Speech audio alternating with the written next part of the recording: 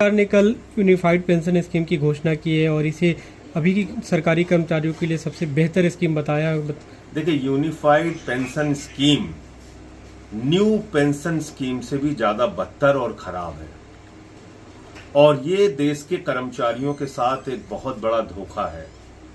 और इस pension scheme से आपने देश के अर्धसैनिक बलों को निकालकर बाहर कर दिया। वो इस दायरे में नहीं आएंगे। देश के पैरामिलिट्री फोर्सेस इस दायरे में नहीं आएंगे क्योंकि उनकी 25 साल की सर्विस होती ही नहीं। तो जब उनकी 25 साल की नौकरी होगी तभी आप यूनिफाइड पेंशन स्कीम का लाभ उनको देंगे, वरना 10,000 रुपए की पेंशन उनको मिलेगी।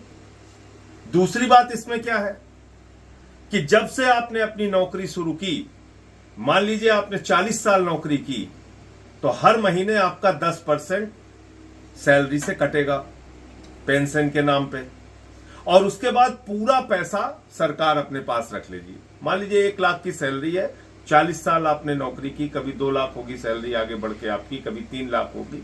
जितना पैसा आता है 10% के हिसाब से वो पूरा का पूरा पैसा सरकार रख लेगी अपने पास। उसके बाद क्या करेंगे, अंतिम के 12 महीने जो हैं उसका एवरेज निकालकर 6 महीने की तनख्वाह आपको कैश में दे देंगे और फिर ये कह रहे हैं कि एवरेज सैलरी निकाल के आपको आधा पेंशन देंगे।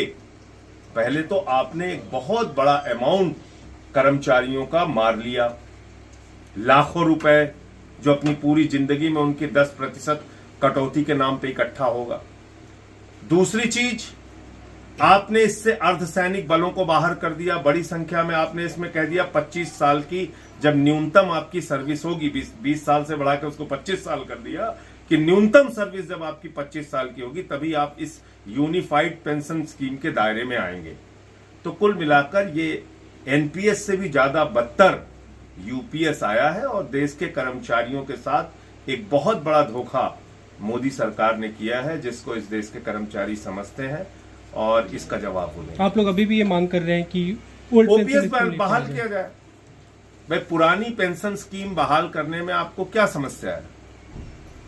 आप ओपीएस बहाल कीजिए और उसमें जो सर्विस का टाइम पीरियड है पेंशन के लिए वो 20 साल है, वो 20 साल रखिए आप।